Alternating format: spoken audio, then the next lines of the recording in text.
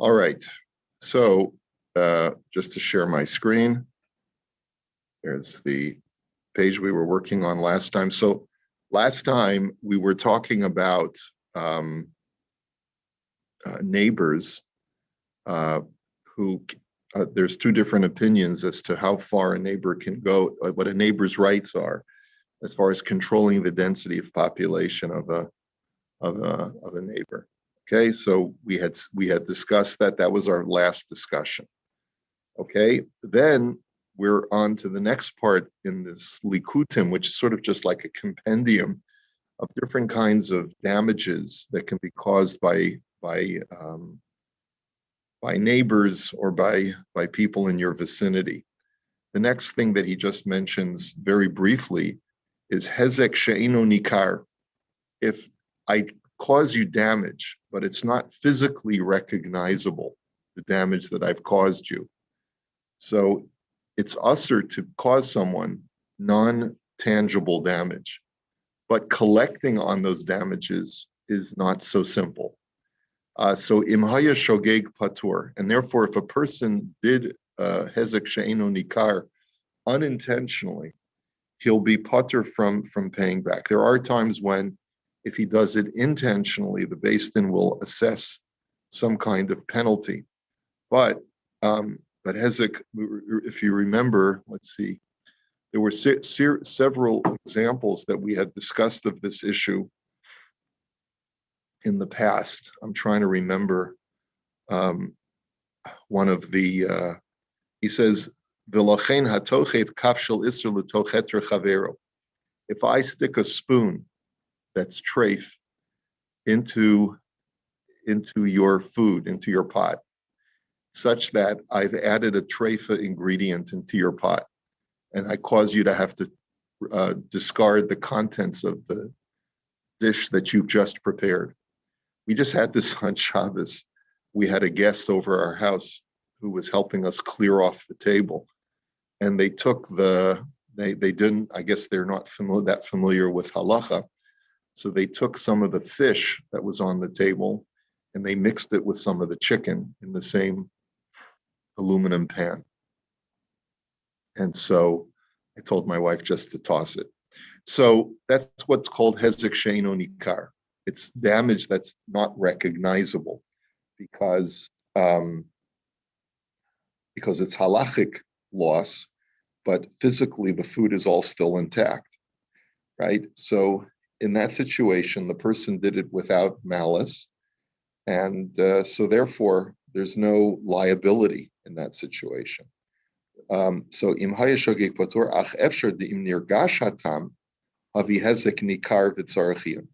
What happens, however, if the taste is detectable in the food?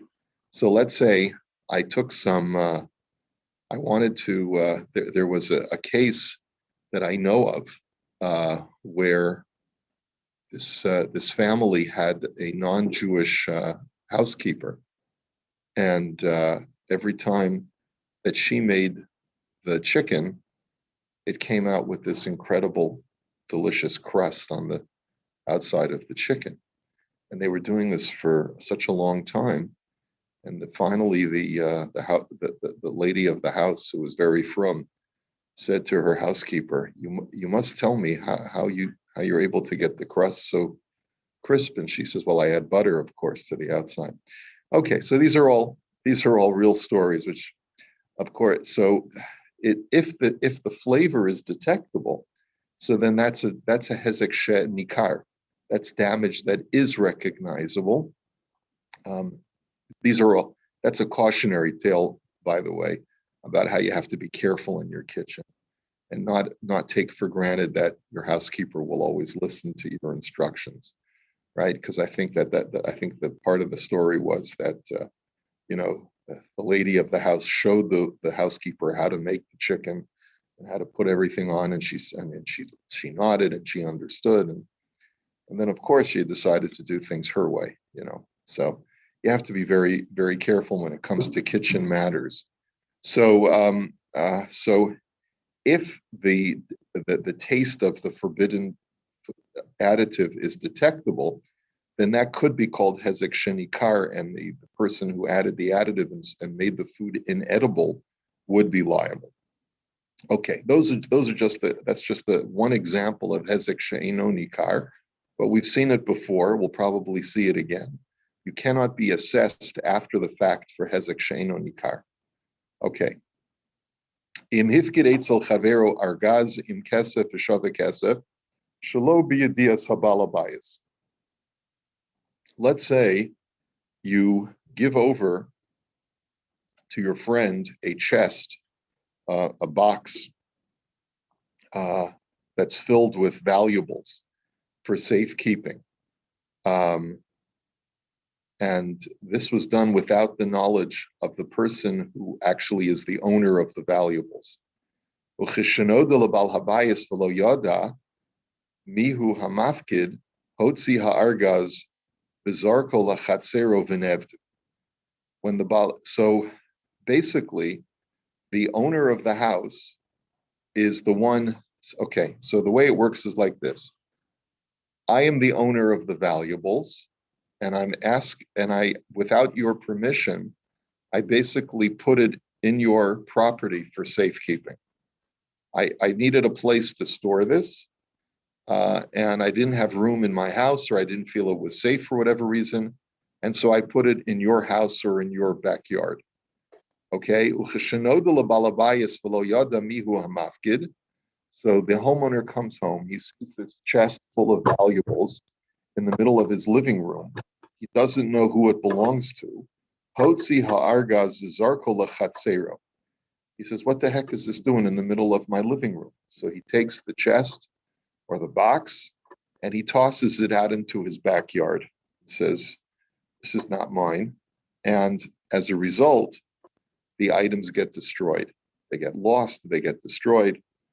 Ihavale mazik biyadayim v'chayev ayin mashakasafti lekaman b'viurim simin yud aleph sif test divamaskal modio diachol omar kimli upater. So we're going to see later on in simin yud aleph. We are currently in simin ches, but this is a question that's taken up in a later chapter, where if a person has something deposited in his house for safekeeping, and no one asked him permission, and he decides to chuck it, whether he's liable or not. And of course, this will have ramifications. Let's say if one of your children lets someone bring something into your house, or your wife, even if your name is on title and so forth. So we'll have to wait and see what the halacha is, but it's definitely one of those gray areas. Next, we've seen this next halacha as well. Ha'omer lechaveru sheyikna mimenu eze davar v'shuv chazar bo. If you give a person an assurance that you're going to buy a product from him, and then he holds it for you, and you decide to change your mind, okay? So, and as a result, damage was incurred by the owner, because he had other people who had offered to buy it, but he was holding it for you, and then you decide you're not going to buy it. What are the recourses that he has against you? He says, Pater milashalim. There is no legal recourse. That's why people take deposits, because halachically, it's if you ask someone, hold this for me, and it's I guess again a hezek she'eino nikar. You say to your friend, hold this for me. I want to buy it, and I'll come. I just need 2 weeks to come up with the cash. He says, okay, not a problem. I'll hold it for you, but we're solid, right? In other words, you're going to buy it because I have other people who are going to be interested in it. And then 2 weeks later, he says, okay, where's the cash? He says, I changed my mind. I'm not going to buy it. So there's no legal recourse in that situation. Now, obviously, what is this called when a person makes a commitment and they don't follow through? Remember, we had this term when we first started this whole section, Choshen Mishpat. It's called mechusar amana. This person is lacking in good faith, right? It's an act of poor faith. Now, Does this person perhaps gain a bad reputation thereby? Sure. Would you want to do business with him again? No, of course not. But can you take him to court and sue him for damages now that the object you held for him is no longer, let's say, sellable for the same price that you could have sold it had he come through? No, there's no legal recourse. Okay. Is that what we call, Rabbi? It's Mishpat, or what was that term where you Well, got so Paul asks that. What about the term mishapara? Mishapara is when two people shake hands on an exchange, or they one person has put down money, but there's been no exchange of goods. So in that situation, he's entitled to ask for his money back. But even though he's entitled to his money back, he has to incur a curse of mishapara. This is even less than that. This is where there's been no kinyan, there's only been a verbal commitment that the guy gave. And he ends up not following through with his verbal commitment. But even in a case of where they shook hands or where there was money exchanged, there's still no legal recourse. The only thing is that under certain circumstances, a person can be imposed with a curse. Now, no one's going to really impose it. It's just that he will receive that curse from Hashem. Okay, so we've seen this before. Another thing that we've seen before is hamocher lechavero zirone gina sha'omdim lizriya velo la'achila. A person sells seeds for planting. Some seeds are for eating, but these seeds are for planting. And vizar an velot samchu. And you plant them, you buy seeds from a seed seller, you plant them, and they don't end up growing. And you're able to determine it's because they were bad seeds, not because, as you did everything you were supposed to do, but these seeds just were duds, okay? I don't know enough about agriculture to know, because it seems like every time I plant something, it never grows. But let's say you know what you're doing, and the seeds that turn out to be duds, chayiv ba'achrayusan. So in that situation, the seller is liable. Umachzir lo hadamim shekibel mimenu, and he has to therefore return the money. Aval mashetarach hakoina v'hotzi bizriyasan ein tzarech hamocher litain lahalokeach. But what is the seller of the seeds not liable for? He's not liable for the expenses that the farmer put into planting the seeds. In other words, usually the seeds are the least expensive thing that you invest in when you're trying to plant your farm. You buy the seeds, then you buy the fertilizer, then you hook up your animal to the plow, you hire some employees, you do there's several days of labor involved. That he has no recourse for collection. So he can only collect the cost of the seeds, but he cannot recoup all of the other expenses that were involved in planting the seeds. Ulefi zeh, im kana adam bad, excuse me. Va'asa mimenu beged, the igloi milsa shahaya mikulkal. So based on this, you buy fabric. You buy fabric from a fabric supplier, and you manufacture clothing. And then it turns out that the fabric is defective. So so the seller has to make restitution on the cost of the fabric, but does not have to make restitution on the cost of the manufacturing, right? Never happened to you? Really?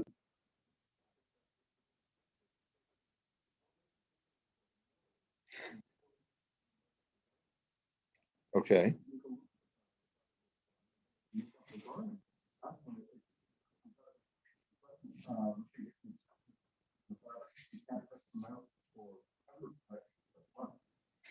And so, have you ever had a lawsuit like that against a supplier?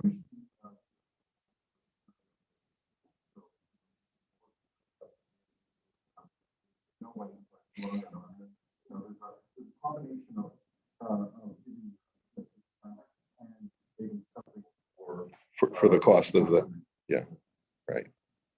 Okay, just don't show them this halacha. Okay. Okay. Let us go on.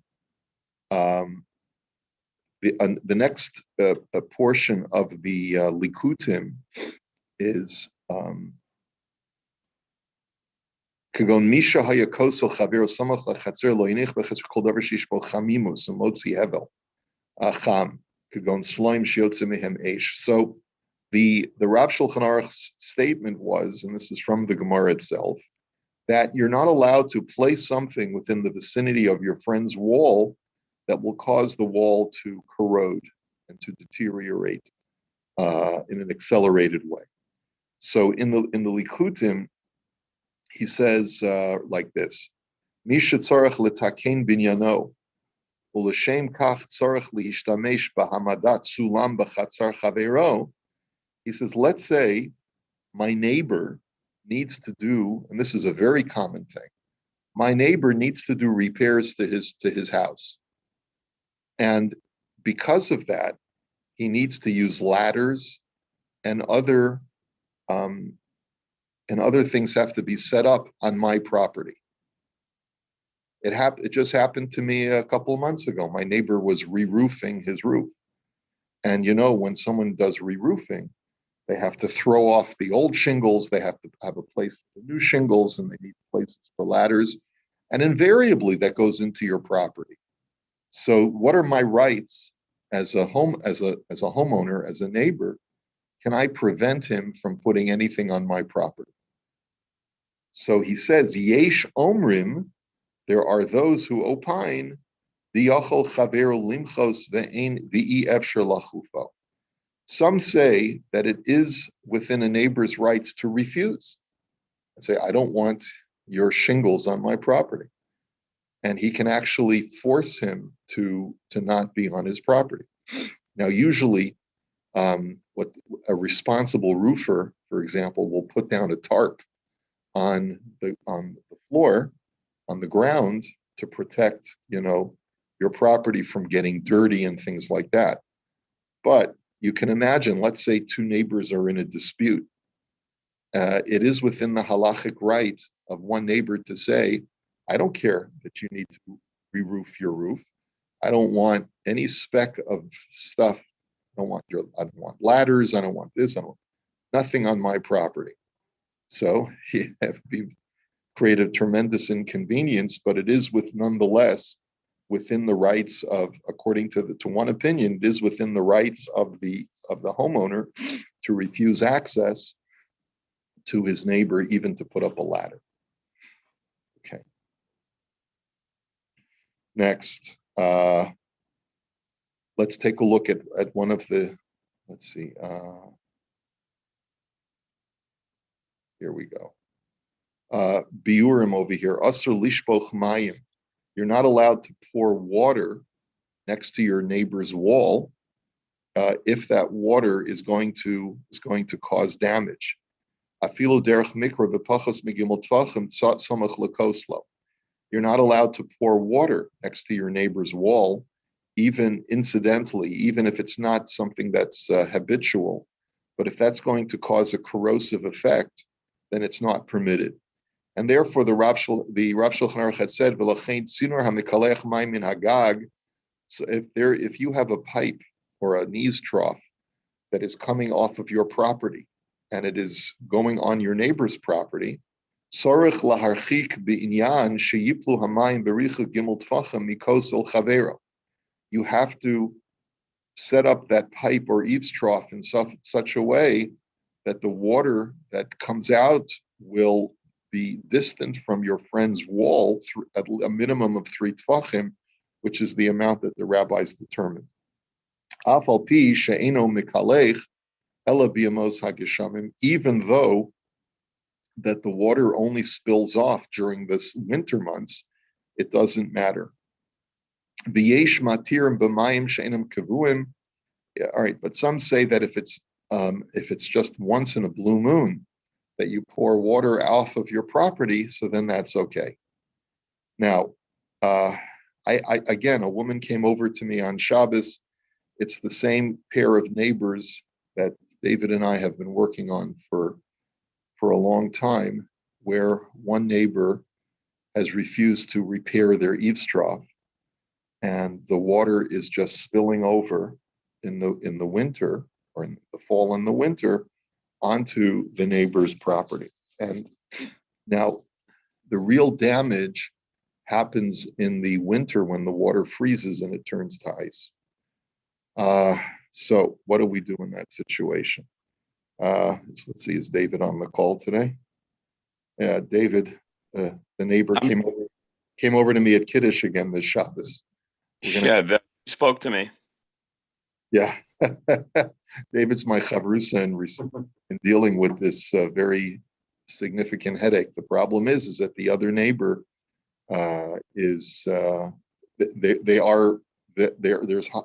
hostile relationship between these two neighbors, and they're two frum people in our community, and one is very pride of ownership meticulous, and the other one is sort of not a very careful neighbor with their property, and it's creating more and more of a problem. And anyway, let's look at this next halacha. So you know what? We'll start this biur in Mirz Hashem tomorrow. Okay. Have a great day, everybody. I'm sorry I was late today. We'll get back into the groove tomorrow morning at